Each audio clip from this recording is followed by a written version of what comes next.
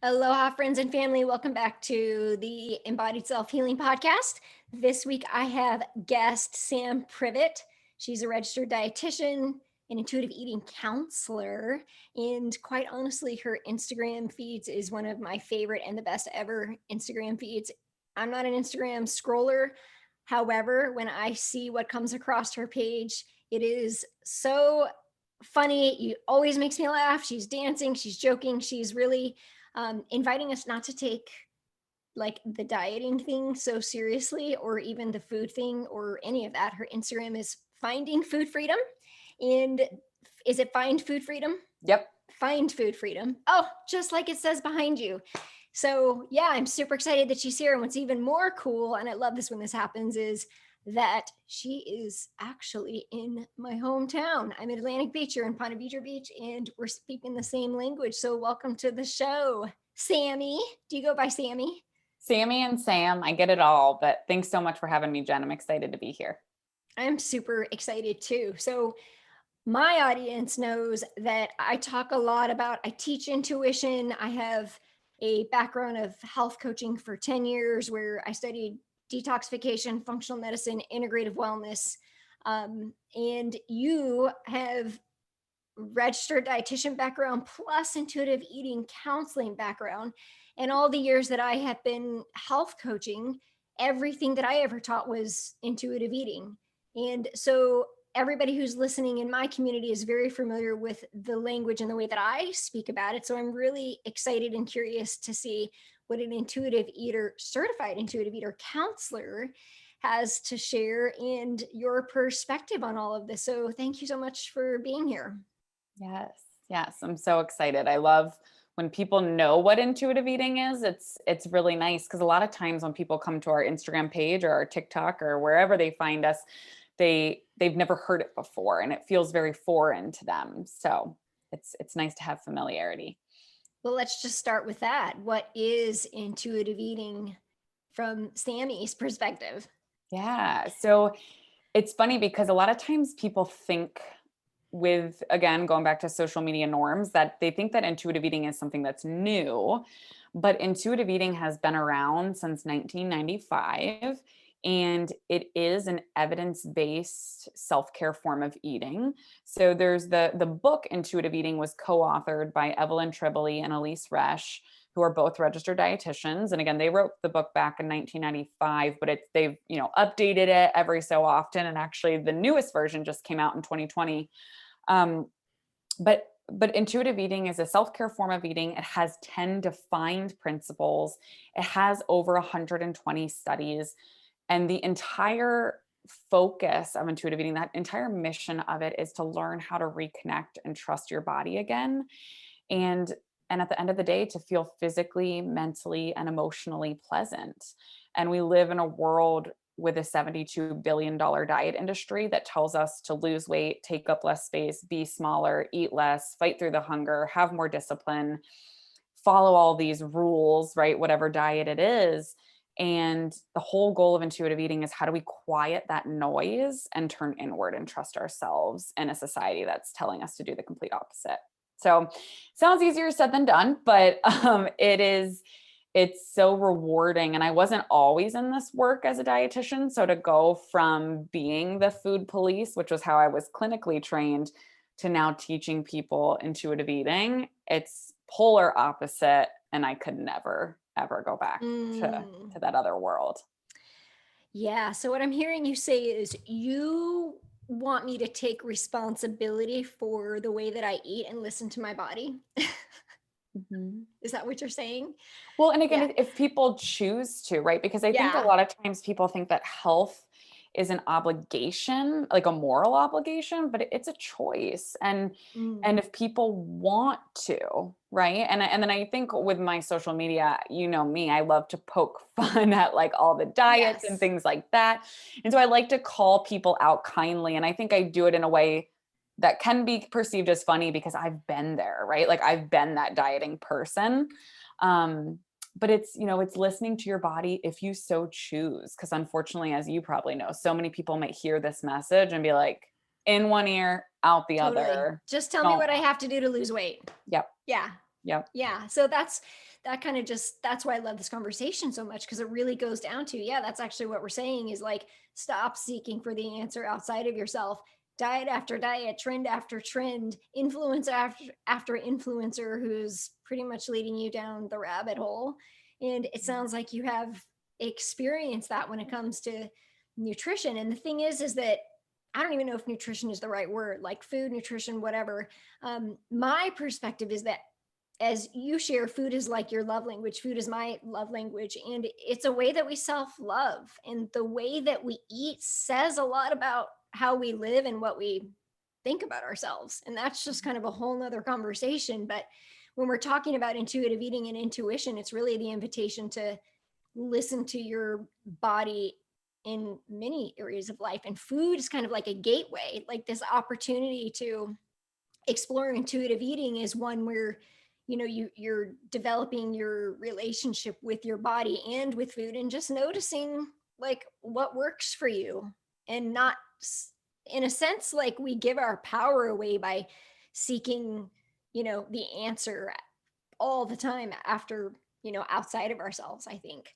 So I'm curious, like, registered dietitian, and now you're saying I could never go back to that. What was the shift? Like, what was the thing, what was the experience where you're just like, this isn't working for me anymore? Yeah. So, being a registered dietitian, having you go through bachelor's of science of nutritional sciences in college before you can even go to your like additional schooling. And the classes are, weight management is an actual class. And some of these, like, it was basically teaching you how to restrict people. Like, here, cut this many calories off of them to shrink them. And that's what we're taught. And so, for anyone listening to this that maybe is still practicing that way or has been to a dietitian that practiced that way, that's what we were taught to do. So it was really a process of releasing shame and guilt from myself of, oh my gosh, I've harmed people, but I didn't even know it, because most dietitians go into the field to help people. And that's why they're doing that. And then when someone comes to them and says, I want to lose weight, we say, okay, how can I help? But now when someone says, I want to lose weight, I say, tell me more, right? Mhm. Like, what's going on here? And so I've worked in supermarkets actually as a dietitian back in New Jersey when I lived up there.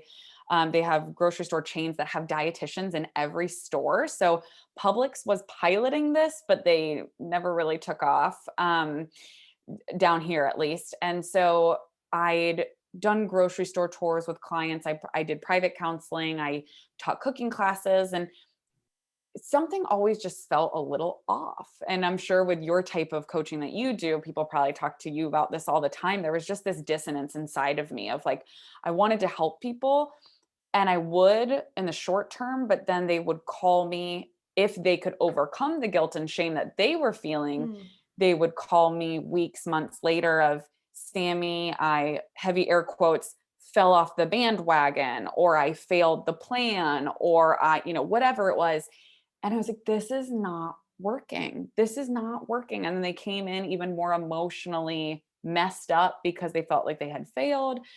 And it wasn't till I found intuitive eating with a colleague of mine where she was talking about, and she was talking about making peace with food and how, people that are chronic dieters that have dieted for 5, 10, 20, 40, 50 plus years and their entire life has been focused on how do I shrink my body? How do I lose weight? Thinking that that's going to give them love and acceptance and worthiness. To how do we shift away from that and say, how do I make peace with food? How do I make peace with my body? And with that, once we release the guilt and shame around food, be able to genuinely care for ourselves because we want to, not because we have to. Mm. And that's where once I started to learn about intuitive eating, I was like, oh my gosh, this is it. I didn't know this was a thing. I didn't like, I was luckily an intuitive eater myself, but I just thought that I was the air quotes lucky one of the lucky ones who never had to learn, but it it's so important that people hear, like, you have to release the guilt and shame associated with food if you genuinely want to better your health. and everyone tries to go straight to the nutrition piece and talk about macros and calories and that shit does not matter if you have guilt and shame related to eating. Yeah. So what I'm hearing you say is it's the first thing you focus on is your relationship with the food, Mm-hmm. not really the how, but the what is your relationship with food? And it's not even really all about the food every time, is it? No, it's Yeah. never about the food. Right. So tell me a little bit about that because you have the experience. You work with people and you see this.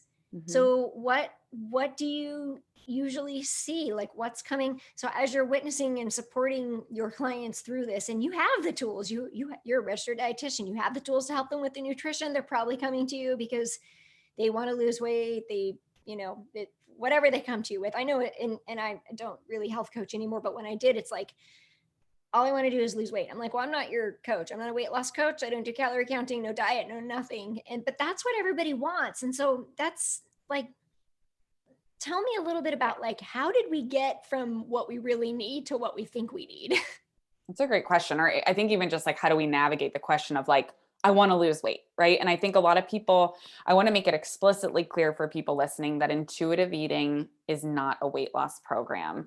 The goal of intuitive eating is not weight loss. And it's not that we can't talk about weight. Actually, a huge part of intuitive eating is, I think, learning about weight science and our, set point theory and why our bodies have a genetic blueprint and what actually does affect our weight. But I always explain it as if we're cooking on a stove, we're just going to move weight to the back burner. We can still talk about it. It's still in the room. It's just not the focus. Because if we're trying to trust our body again and we're fixated on an external number, every decision that we make is going to be watching that number go up and down. Now we're completely building that distrust with our body.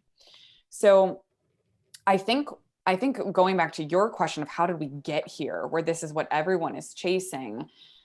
Oh, this is we could be here the entire episode. There's so much that goes into this, but the first things that come up to my mind are we cannot discredit that we live in a fat phobic world where people that live in larger bodies have a massive amount of weight stigma that is said to them in medical offices. They have more discrimination, more oppression towards them. So we can't discredit that. So it's not that people in smaller bodies or straight size bodies don't have body image issues. Everybody can have body image issues, but those that reside in larger bodies will have more discrimination done to them. And so it's a really tricky avenue because these people genuinely want to lose weight for just be accepted, to not step on an airplane and have people rolling their eyes at them if they sit next to them.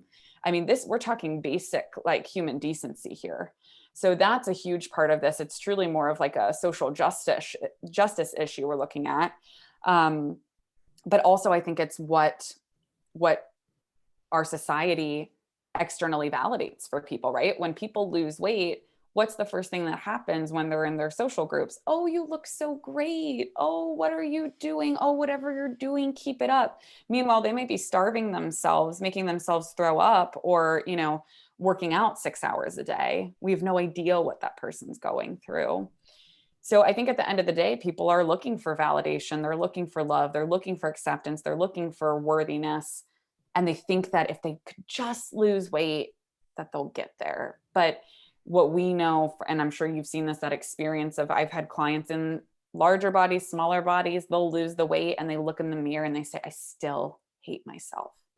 And that's because if that constant negative self-talk is just like 10 more pounds, I'll love you if your stomach's smaller, whatever that those things are that we're saying to ourselves, if we're saying that and we're losing weight, it doesn't matter what the body looks like if we're constantly just tearing ourselves down. So we do a lot of body image work. And I think that last piece to this question is that people think that if I lose weight, I'll be healthy. They equate weight to health, which we know is just not true. Weight is a data point. Weight, like I said, it's a part of the picture, but it's one data point. When we work with improving clients' health, we're looking at the social determinants of health. So we're looking at, okay, our physical behaviors, right, make up about 36% of our health. So that is, of course, what we eat, movement, sleep, stress management. Then we also need to look at social connectedness, which I think we can all agree that 2020 was a shitstorm of social connectedness or lack thereof. Our environment, like there's so many things that go into it. So it's really unpacking for people that we need to unlearn that weight does not equal health. Weight does not equal love and acceptance. And then really find out, okay, where do you define your self-worth? How do we recreate self-worth? How do we unlearn this belief system that's been taught into us with media and maybe family trauma or whatnot? So I just rambled a ton. I mean, it is so, as you know, it's like so individualized per client Yeah, too. thank you for sharing all of that. You're intuitively reading my mind, because I was going to ask you, what is your favorite anti-diet book at the end of the show? And you already answered that, a couple of those, intuitive eating. And what I wanted to ask you was, do you believe that all overweight people are unhealthy? And you just totally demystified that stigma as well. And on the other side of that is that not all thin people are healthy. In fact, usually, I mean, there could be some leaky gut things happening. They might not be absorbing nutrients. They might not be able to gain weight, kind of thing happening too. Um, and then as I'm hearing you talk, I'm like, you're so right. Like, people always comment like, oh, you look great. Like, why do we still live in a culture where that's the first thing that we say when we see people? And why do we think that that's a compliment instead of like, how are you? It's like that actually just happened to me recently. I used to be a fitness instructor at this dance place for fun, and I hadn't been there for 2 years. And I showed up, and everybody's like, "Oh, you look so great. What have you been doing?" I'm like, "Well, actually, not working out, which for me equals shrinking." Because I'm not building muscle, but it's like the first thing everybody says. And I have two daughters, 15 and 12. So let's just pause for a moment, because now here I am witnessing it, the same conversations happening at that age. And what are they learning? And now there's social media, which makes it even worse than when we were younger, right? Mhm. So, like, I'm asking, how do I, as an individual, navigate the unlearning of this, like, body image culturally centered conversation that we're living in? Or what is a good way to respond to that? Actually, even that question, when somebody says, oh, you look great, like how do we even start to just let people know that this is just like not serving us even? Mhm. It's a great question. So I think it's important to think about what we can always start here, right, in ourselves. When I'm pointing to my heart is when you get into this work, when you really start to unpack everything, it's overwhelming because we're just in this diet culture. It's everywhere, and you can burn out really easily if you're like, I'm gonna tell everybody like about intuitive eating. Like, I tried that and I was like, oh shit, I gotta take a break. Because it's everywhere. So I think it's just starting with yourself and leading by example, and you'll just plant little seeds everywhere you go, and they'll sprout when they're ready. So I think it's, with compliments, I always ask people, like, what is a compliment that you want to hear that has nothing to do with your appearance? I love when I get the compliment of like, I just love your energy. Like, I Yeah. love when you walk into a room, you light up a room. Like, making damn sure that when you're giving compliments that because it's easy to compliment people's bodies. That's what we're taught to do. We're all guilty of that. So not having guilt or shame for that, and just recognizing like, okay, I can start to change the narrative by how I'm speaking to other people.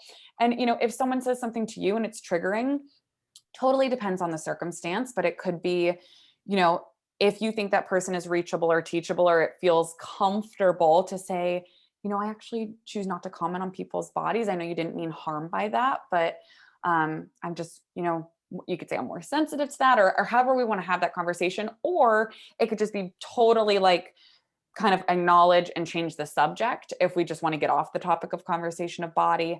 So we definitely, that's a huge part of what we do with clients, is working on boundaries, because if we were all working in a and living in an intuitive eating, health at every size world, oh, how wonderful that would be, but we're not. So when we're working with clients, half of our sessions are like, how do we stay safe, and not because triggers are always going to be around, but how we respond to those triggers we can control. And so I think it's a great question. Okay, so this is totally opening up the gateway now to the world I live in now, which is the world of energy. So I'm an energy intuitive, clairvoyant, clairaudient, clair, like all the things. So I see energy fields, I see auras, I see all the things. So I never comment on, and I always could, I just didn't really know it. I never comment on people's body image because I don't see that. I actually don't even see that. And I've had people feel a little offended that I didn't notice that they lost weight. I'm like, oh, sorry. Like that's, I see your energy. And so I just don't even see that. And so I love that you shared, you love the compliment of, I just love your energy. So for anybody listening, I always say that, just know it comes from a good place. It's not that I didn't know that you did or didn't lose weight or whatever. I just don't see that. The interesting thing that I'm hearing you say is when it comes to nutrition, so there's just this interesting thing that happens in our body energetically. And I think this is the next level conversation around intuitive eating, where whatever our energetic constitution is, like we're not just a physical body, we have an energy body. And in fact, that is how we receive intuitive messages. It's an energetic like frequency that we match with, that we discern, we hear. There's different types of intuition, but there's also this part where when I'm hearing you say, and I'm just going to kind of like put my own words into it, is that you know weight gain or weight loss isn't just food. There's an emotional component to it, there's an energetic component to it.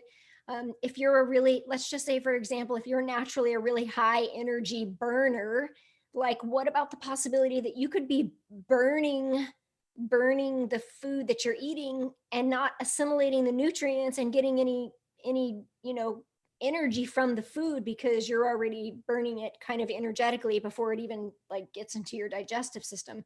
There's just such a conversation around this. So I loved hearing you say that you spend half of your sessions talking about healthy boundaries, because healthy boundaries energetically, what we're willing to let in, what we're not willing to let in, it also affects, it shows up in what our own belief system is about our own self-worth, what we're willing to even let people say to us, how we're willing to let people treat us, which again, if we unpack that even more, we can just go to a belief that, as I mentioned in the beginning, that, and these are all just beliefs, this is just my personal belief, I'll just throw the word I in there, but that the way that we nourish ourselves is a form of self-love.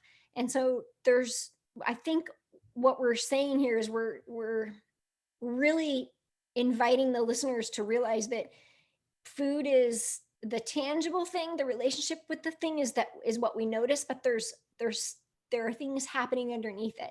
So we've talked about what intuitive eating is not. It's not a diet culture. It's not about body image. It's not a weight loss program.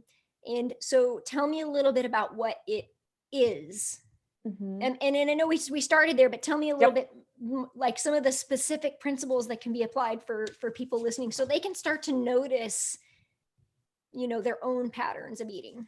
Yeah, absolutely. That's a great question. And so, yeah, I just wanted to add with what it is not. You said it's not body image. And I think what you meant by that is like it's not like an appearance based program of like Yeah. manipulating the body, but it is very much so helping people heal their relationship with their body or body image work. So the 10 principles vary to everything from honoring our hunger. So learning how to respond to hunger cues in a world that's told us to fight through our hunger, have more willpower, whatever the diets tell us to do. It's respecting our fullness and being able to listen to our fullness and truly respect that, and know that like food freedom is also saying no to food when we don't want it. I think a lot of people, when they hear find food freedom, they're like, so you're just telling people to eat all the time? I'm like, no, that's not what I'm doing. Yes, you do have unconditional permission to eat, which is one of the three principles, is making peace with food. And in order to make peace with food, we have to believe that we have unconditional permission to eat. Now, that sounds scary to people that have been dieting for 5, 10, 20, 50 plus years, because they've had every rule and restriction placed on them. So once they start to play with this principle, they do feel a little out of control around food. They do feel like they're binging in the beginning because they're now allowed to eat foods that they weren't allowed to eat for 40 years. But once we truly believe that, our body will, a part of intuitive eating is our body will naturally come to a place where it's craving more nutrient dense foods. Now, that does not mean that 100% of the time we need to be eating nutrient dense foods. Having a healthy relationship with food is being able to eat a salad with grilled chicken and quinoa because we enjoy it, but also eating a donut with a frothy latte and being able to have zero guilt or shame with that, and truly being able to enjoy that if that's what we want. So making peace with food is probably the most like common principle people see on social media. And that's also the most misconstrued, because it's people thinking that as an intuitive eating dietitian that I'm telling people to just eat pizza, cake, cookies, donuts all day long. It's not what I'm saying. They have Woohoo! Like she yeah, gave right? me, she's a Yeah. registered dietitian. She gave me permission. I love that when people are like, it's like keto. Oh, look, I get to eat like, all of the things, like have my bulletproof coffee. And I don't follow the keto diet, so I don't know. Yeah. But it's just, I love it when people, they're given permission to do the thing that they've been resisting. Yes. So it is fun in the beginning. And then it's recognizing, okay, without guilt or shame, how do I feel when I eat, these things? And we know with food habituation in the research that, if we, let's say you and I, Jen, we're like, okay, from today's April 1st. So from today until the last day of April, we're going to eat only pizza and ice cream. You're allowed to have any flavor, any kind, any topping, but the only foods that we were allowed to eat are pizza and ice cream. What do you think you would be craving by like day 2? Yeah, salad. Yeah, right. Like crunchy, crispy, like Yeah. just different textures, something with protein probably. So when people are on diets, they're only allowed, heavy air quotes, veggies and fruits and lean proteins or whatever their diet allows. And what are they craving? Everything but that. And they think there's something wrong with them when they're failing. And it's like, there's nothing wrong with you. You just want food. And so that's where we talk about that whole make peace with food.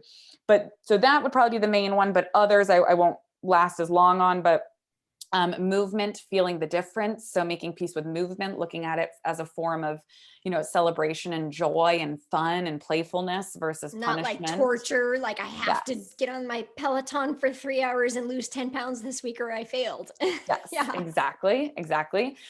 Respecting our body. So this one definitely goes more deep into the body image work of how do we reframe self-talk around our body? How do we treat ourselves with compassion and empathy the way we give to others? So that's another one. Discovering the satisfaction factor is huge, because no diet in the world can truly give you satisfaction because it's giving you a list of rules or numbers or timing that you're allowed to eat. Well, what if you don't want that in that moment, right? That's not going to satisfy you. And so learning how to be satisfied from our food and have sensory gratification of actually enjoying it. So you have to know what that's like first. Mm-hmm. Right, which is a lot of the undoing of the things that you just talked about. So as I'm listening to you, it's like, how, if you're so in your head about what's right or wrong about food to begin with, how do you even actually know what satisfaction feels like? Yeah, because a lot of times they'll say, Sammy, I'm not restricting, I'm eating pizza or I'm eating cake or whatever the things that we're talking about. And I'm like, yeah, you're physically eating it, but are you sitting there with this narrative in your head of, I shouldn't be doing this. I'm such a horrible person. Oh my God, how could you eat this? Are you really going to eat that? That is not allowing yourself to eat something.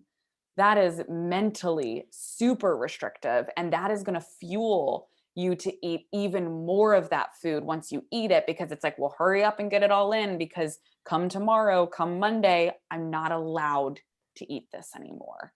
And Mm. so it's, we really, that's why, like kind of talked about earlier, we have to start with removing the morality associated with food, because you could have, and I see practitioners all the time giving out meal plans and nutrient dense foods. You might have the most best intentions to help people, but if they have shame and guilt associated to food, they will not be able to follow your meal plan. Like, Yeah, they can't even plain get and simple. started because Yeah. already they're not good enough Yeah. already. Like, it's like, oh, you want me to do this? Well, yeah.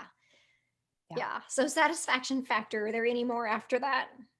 Trying to think of which ones. I skipped over principle number one, which is rejecting the diet mentality. And that's, it seems pretty simple, but I think a lot of times people think it's just the keto diet or, intermittent fasting or like actual diets. Like, yes, that is a part of it, but it is also rejecting the idea of chasing intentional weight loss. And this is what's tricky, is that 99.9% of my clients come desiring weight loss, Mm. but they know that on the intuitive eating journey, that is not the outcome that we're searching for. So I have to ask them before they work with us, if you become an intuitive eater, if you make peace with food, if you honor your hunger and fullness, if you stop the emotional eating or lessen the frequency, you make peace with movement, all these things, and you don't lose weight, will you be okay? And in the beginning, that's really hard, because if we've searched and only been striving for intentional weight loss our whole life, it's kind of like, if I'm not striving for intentional weight loss, then what am I living for? And that's a Mm. whole identity thing. So we don't know how people's bodies will respond with intuitive eating. I've had clients that have lost a lot of weight with intuitive eating because they were above their set point and that's what their body needed. But we're not anti people losing weight. We're not anti human beings losing weight, but it's not the focus. So when somebody loses weight with intuitive eating, it's neutral. I'm not mad at them for losing weight, but we're not celebrating it. It's neutral. That's where their body Mhm. needed to be. I've had clients that come from very, very restrictive backgrounds that they need to gain weight. Their body needs that. That is something that has to happen. Or I have clients that maintain the same body weight, but their blood cholesterol levels have dramatically dropped. Their stress levels, their blood sugar, like all of their markers are trending in the right direction, but their weight has stayed the same. So rejecting the diet mentality is super important, because if I have a client that looks me in the face and says, I hear what you're saying, Sammy, it sounds great, but I don't give a shit, I only want to lose weight, I'm not the right person for them. And Mm. I can't, because as soon as we shift the focus to external number, you cannot connect with your body. Yeah. And that's what this is all about, connecting with your body. And, one of the things that I heard you say in your own words, and I'll reframe this in my words, is that there's this invitation to release the attachment to the results and just be in the process. And that's what listening to your body requires. Because if you're only focused on the results, you're not in the present moment listening to your body, because you're in the future. And Mhm. intuition is in the present moment. So when we talk about intuitive eating, ego is in the past and the future, intuition is in the present moment. So it's always in that moment. I think what I'm hearing you say is noticing all the things. How am I feeling when I'm eating this? Why am I doing this? You did a post on Instagram that I thought was really great about drinking alcohol. It's the same question, like, what, like, discerning whether or not this is serving me in this moment is just like, am I doing this because is it a sabotaging behavior, or does it feel in alignment with me? One of the things that I talk about is energetic sovereignty, which is the idea that no matter what our choice is in life, and food is a gateway, which is, as I'm sure you know through working with clients, what we start to notice is everything is a relationship. And so what I teach is that everything in our life is a relationship reflecting back to us our internal belief system.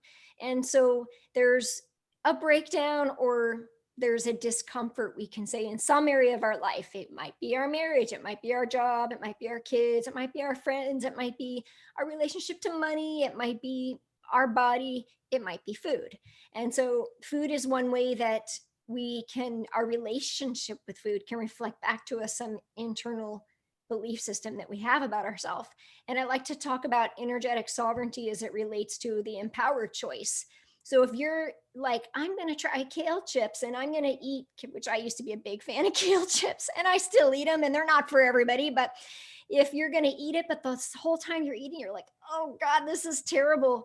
Well, like, do you think your body's actually receiving that? And then if we talk about subconscious imprinting of of the cells in the body, could we be creating a very unhealthy like microbiome for the body if we're eating kale while it feels like we're sabotaging ourselves? Like there's this whole other thing happening, because if it's not in alignment with us, we're not receiving it. The body's not even going to utilize it properly anyway. And I don't know if that's true scientifically. That's just me talking about it from an energetic perspective. That is what I see and witness and believe, that energetic sovereignty is about the empowered choice, no matter what it is.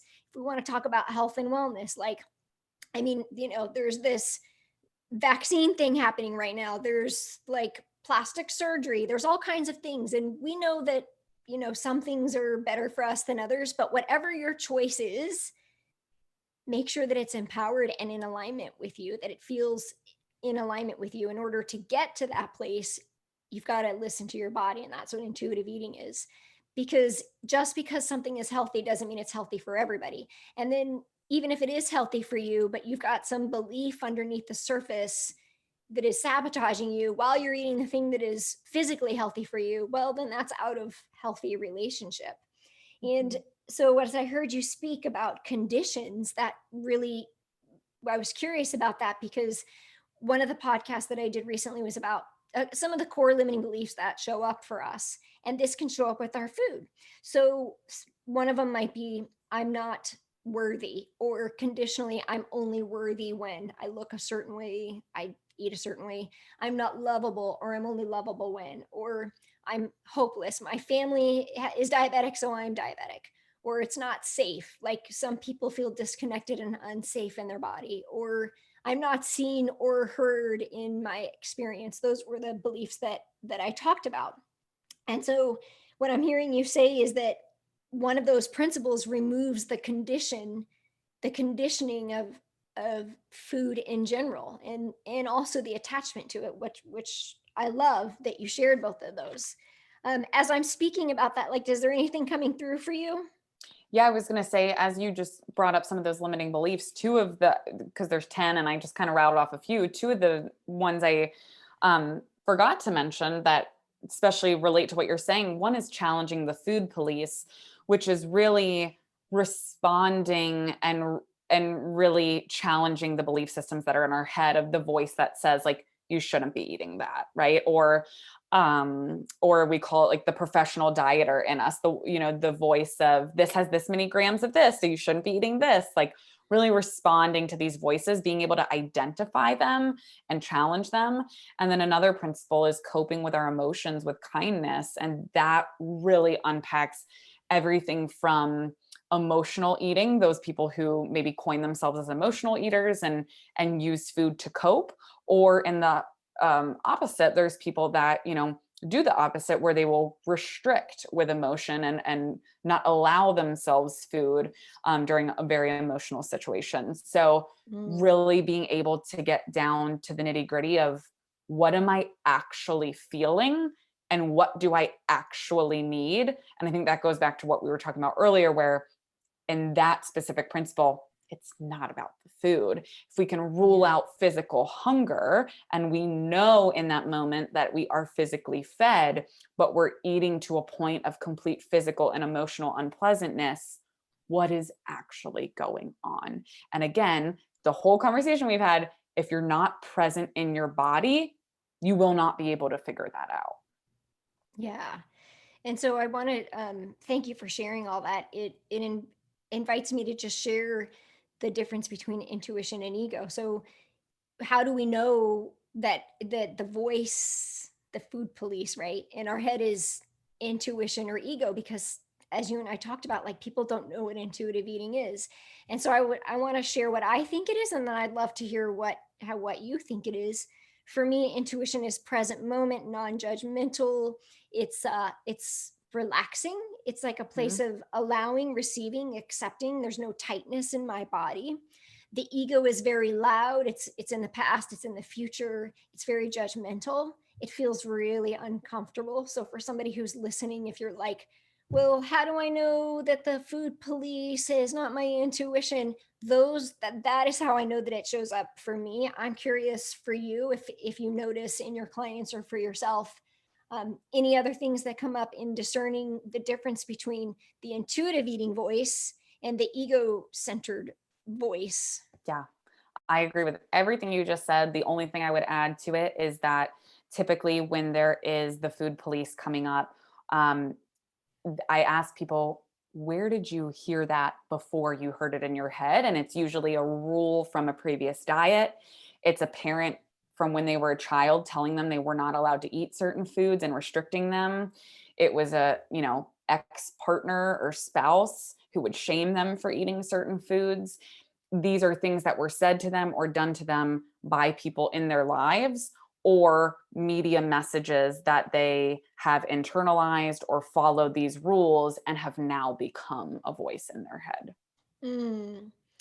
And I just had this, yeah, it's thank you for sharing that. And I just had this, I'm just going to share a personal experience for a moment. So I used to be corporate engineer, mechanical engineer, chose health coaching from my own health crisis experience with a near death experience with my daughter, went down this path of then having to recover our health. So I then, traditional Western medicine wasn't working for us. So I did everything holistic, integrative, got into food. And so this is what I want to share is I had this belief that food could heal, and even that was unhealthy. So sometimes we can look at our relationship with food. It's the attachment in it though that was so unhealthy. It was like Mhm. I was so sure food could heal because it did. My belief, like it did. And so then I was like, sugar's the enemy. And, and so now what's happening is, and this is vulnerable to say, but I'm having to unpack that belief system. I've got a 15-year-old daughter who still doesn't really want to give herself permission to eat a lot of sugar because she believes that it'll make her sick because of the experience when she was younger. So we can see how even when we have the best intentions, like you shared Yes. as a dietitian, um, giving tools, meal plans, and all the things, that even those best intentions, it's really about just, I think, being aware of where is this coming from. So mine was fear driven. Yep. So it was like because I had literally been in survival mode, and and it was and parenting in survival mode for years, and I had great results with eating really healthy. So why wouldn't Mhm. I believe in that? Yeah. Why wouldn't I believe in functional medicine and detoxification? But the unhealthy part was the relationship to the belief Mhm. that I have to eat this way to be healthy. So now unpacking all of that, and so what I'm doing is inviting her, giving her permission to really explore her relationship with food. But the thing is that what comes up is, if I've had this belief for so long that something isn't good for me, which is my personal experience personally and Mhm. in parenting, then when I eat that thing, like it's almost like if I don't believe that I'm actually going to be okay, then I'm not going to be, because I'm going to be like, I've already decided that even though I'm Mhm. willing to try it, that it's not going to make me feel well because that's what I believe. So the Mhm. same thing I think with weight gain too. It's like if I already eat, I think what I'm getting at is there's so many layers to this.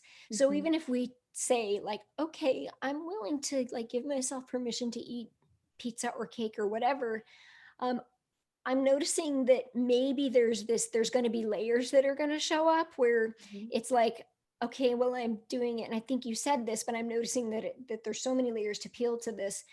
I'm doing it, but still, like, am I really receiving it? Like, what are my beliefs? And like, I love how you Mhm. said, where did you first hear this? And one of the questions I love to ask is, This is more around like the limiting beliefs that I think that show up with food is like, but what does it say about you if you do? And what does it say about if you don't? Because those are questions, again, that have come to us as belief systems from our experience, and getting really clear on what, like, how did this, what is the belief? Like, what does it say about you? Because there's the voice in the head that says, what does it say about you if you eat that cake? What does it say Mhm. about you if you don't?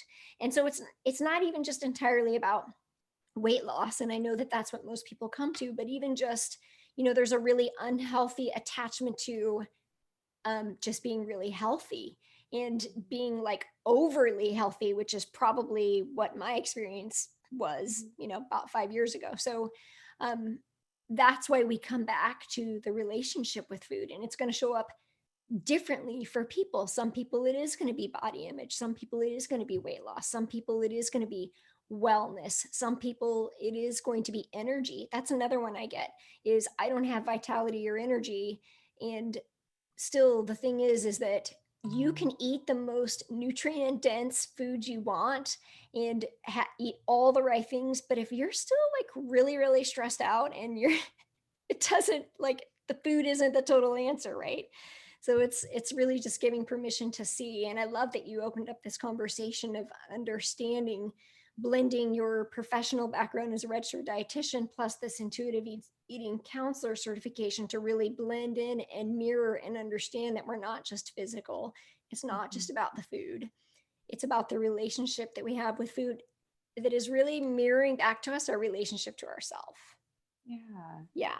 And thank you for sharing and being so vulnerable and using yourself as an example. And I think just to validate for you that every human being, anyone listening to this, like we're all doing the best we can with the resources that we have. Right. And so there needs no shame, no guilt in anything that we've thought previously or currently think, or, it's all, we're all just constantly unlearning and relearning. And I always say, like, the word of intuitive eating, like the buzzword is curiosity, and just Yeah. being curious as stuff comes up and trying as best as possible to remove the judgment, shame, and guilt, and just really take a broad step back and look at ourselves and be curious. And the more that we do that, the more we can learn about ourselves. And like, I couldn't agree more with you when you say everything is a relationship. That's what, at least in my field, we look at, okay, what's your relationship with food, body, and movement? Those are three separate relationships that are very intertwined, but they're very separate. And we really have to just take a look and get curious and say, okay, do we want to be at peace? If so, what can we start to do to get towards that? And it's different for everyone. All of the principles don't need to be done like, it's not like here's principle 1, here's 2, here's 3, we'll just like check them off. You get to go through them in whatever order as needed, whatever's coming up. The only principle that has to be done last, and this is what the authors of intuitive eating say, is nutrition. Because if you jump in, like we said, right out of the gate and start talking about nutrient density and this and that, and you're still feeling shame for eating a donut, it's not going Yeah, to help. doesn't matter. Yeah. But Yeah. principles 1 through 9, it's everybody's journey looks different, and it takes a lot of time. And I think just having anyone listening, having grace with yourself, that if you've been Mm. a dieter for 15, 20, 30 years, you have a lot of experience. You're a professional dieter. Like if I had 30 years of experience in Mm. accounting, I would be a really good accountant. So unlearning takes time, and it's just having grace with yourself is Yeah, I love so much that easier said than grace. done. But Grace and compassion and surrender and trust and all the things that sound way easier than they actually are. yep. And what I love about this conversation, and thank you so much for joining me today, is that my intention is just to give permission to those listening to know that here we are, like, doing this work and supporting others, and we still have our stuff to unpack Oh hell too. yeah. That's how we got here. Hmm. And it just shows up in different ways. And it's the reason that I shifted from health coaching to life coaching, because I started to just see that it was really more than just the food. Everybody came to me wanting weight loss time and time after again, and I just refused to do it. And just I started to notice that even the women who had like the financial resources and the time and all the things, they still would have unhealthy habits. I'm like, well, what is that really about? That's not really about the food or the money or the time. So, what is it really about? And then the balance of just giving yourself grace and permission to be in the middle, in the flow, and in the flow of where you are in your life, because that changes too if you're pregnant. Or I'm 43, so like there just my body just needs different things, which is why intuitive eating is so important, because what your body needs changes throughout your life. It depends on how you're moving and working out. It depends on your the level of stress in your life. I mean, there's Yeah. just so many factors that play into it. One of the things I love about you is that this is a really uncomfortable conversation. There's like 5 things that are really hard for people to talk about. If in my opinion, it's like religion, sex, money, and food is one of them, and politics. So, what I love about you is that you don't take it so seriously. Like you bring humor to it, which it's just so inviting, because it's like what you're saying is so true, but you have a different way of inviting people to listen.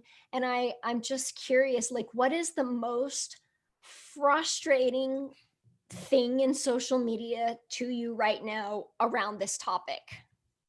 Oof, we need Just another one. hour. Just one. All Like right, right now. if I go with the right now, it would be people using hashtag intuitive eating to sell their weight loss programs. Boom. Like, so you know what Easy. was funny? I thought I made up intuitive eating like years ago. I've been talking about, I call it intuitive nourishment, actually. Mhm, I love the word nourishment because for me, the energy of it is receiving. mhm. And so, like, that's just my thing, the energy of the word. But yeah, so when I was like, what, this is a thing? Like, people are talking about this? Like, oh, okay. So so I love that. So, what is the worst diet trend in your opinion that you've ever seen? I mean, they're all pretty bad, but like, what is the one that's just like, are you serious? Well, they're like you said, they're all horrible. They're all the same thing. They're all some type of restriction, but I would say the most present one that it's like the worst, but the best at the same time.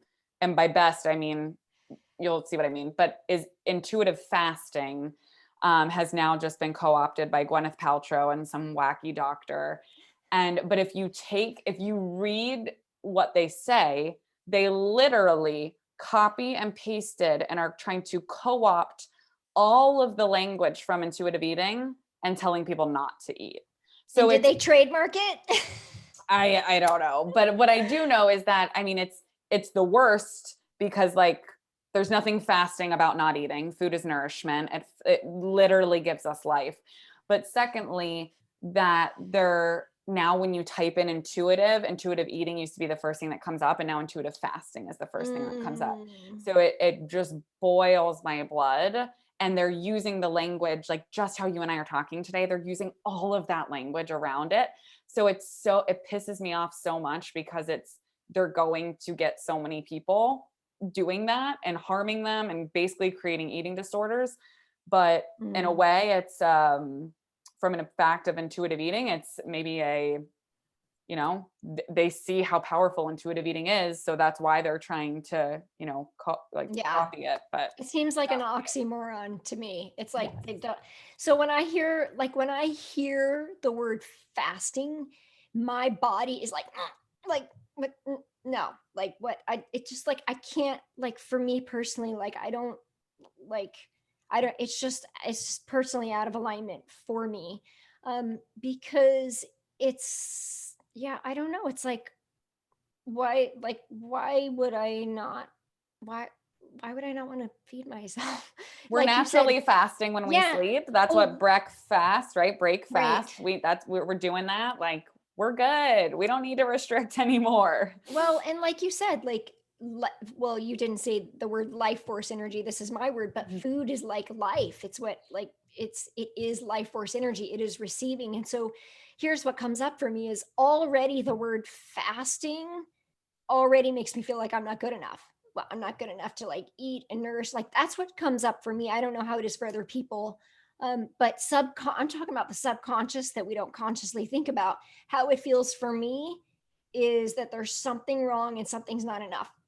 And if you think about the energy of the word fasting, there's scarcity. There's no, like, there's nothing feeding you, giving to you. It's so I don't, yeah, that's an interesting concept. So thank you for sharing that. I didn't know that was a thing, except I saw it on your Instagram. I'm like, what? Are you serious?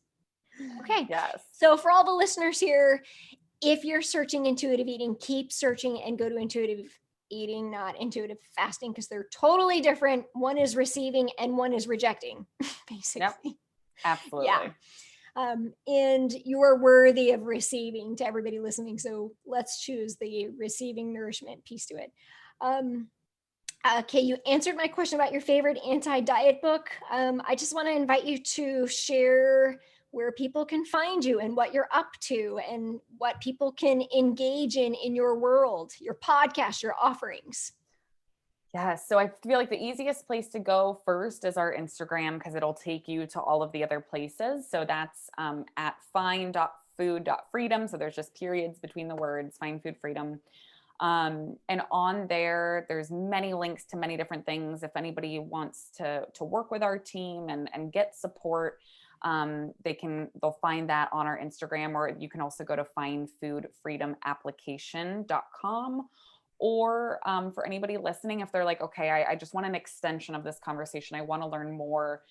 If they go to findfoodfreedomtraining.com, it will take them to a free 1-hour training where I go deep, deep, deep into the one intuitive eating principle, make peace with food. So we talked a lot about that today. So if that really interested people and they want to learn more, findfoodfreedomtraining.com can get them that free training. Yeah, that sounds awesome. I think I might actually check that one out because of the story I shared with you. It's like still having the belief that food can make us sick or even that food can heal us is still, it can be an unhealthy relationship. So thank you for sharing that. You have a podcast. It's Yes, called thank you for reminding me. What the Fork or something like that. Yeah, so What the Actual Fork podcast. Yeah. It's myself and my co-host Jenna, another intuitive eating dietitian, and we always bring on guests, whether it's therapists, doctors, other dietitians, body image specialists. So we're just dismantling diet culture one episode at a time. Any episodes you would recommend for new listeners checking into your podcast specifically? If they liked our intuitive fasting conversation here at the end, we did an entire episode just on that one. But other than that, I would say I always say go back to episode 1 because it really like lays the foundation for the podcast. But it's so hard to pick one because I'm going to go with all of them. Just read through the titles and whatever speaks to you, that's what I would go with because everybody's at such a different point in their journey. We have everything from gender identity, sexuality, body image, food, all sorts of stuff on there. So, wow, that sounds juicy because all of it matters. Mm-hmm. All of it is really just, that opportunity to stop seeking outside of ourselves and just listen to the voice within, which part of intuitive eating. Okay, one more question. What has been one of the most maybe influential people or teachers on your journey? It's a great question. I have so many. I got my intuition. Narrow it down. Yeah. Oh yeah, me. No. Unfortunately, it took a while and I'm still working on that. But I would say I mention her on every podcast would be my good friend and colleague, Haley Goodrich. Her Instagram is HGoodrichRD. She's the reason I know what intuitive eating is.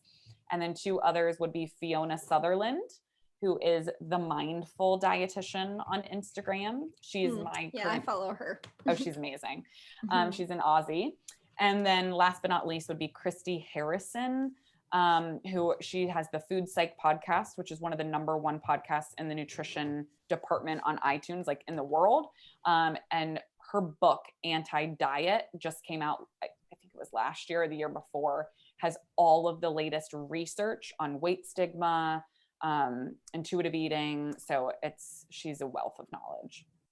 Yeah, I'm so happy to hear. Thank you for sharing that. I've had Wellness Lately on here about the same conversation. I had Kira Safeli, Body Wisdom, 2 weeks ago, anti-diet coach, the same thing. So, it's just, I'm so happy that people are having this conversation. And what I love about your approach, again, is that you bring the humor into it, because let's just be real for a second. Like, the conversation is uncomfortable. Personal growth can suck sometimes. And so to be able to just make fun of even ourselves for the beliefs that have shown up, I think gives us permission to more of just that freedom. And freedom is that feeling. So not just about the food, but that feeling within us to just be free to just be us and be okay and compassionate and allow grace for everything that got us to where we are, for everything that we're experiencing in this moment, and for everything that might, come up on our journey. So thank you for being a stand in the world for that and for helping so many people in that space. I'm super grateful and honored to have you on the show. Thank you so much, Yeah. Jen. Okay, one more question, nugget of wisdom to just drop as we allow these listeners to just take this and take whatever resonates with them for today. If there was one little nugget of wisdom that you'd like to leave them with, what would that be? It's so hard, but I would say the first thing that came up for me is you are enough, and making peace with food and your body is possible, no matter who you are. You are enough, and making peace with food and your body is possible. Mm-hmm. Yeah. I'm receiving that. Thank you for that. That's awesome. Thank you so much for being with me today. I'll drop all the links in the show notes and where people can find you, your Instagram and all that stuff. But I'm really, really grateful. Thank you for sharing this time with me today. You're welcome. Thank you so much, Jen. You're welcome. And to the listeners, I'll see you next week.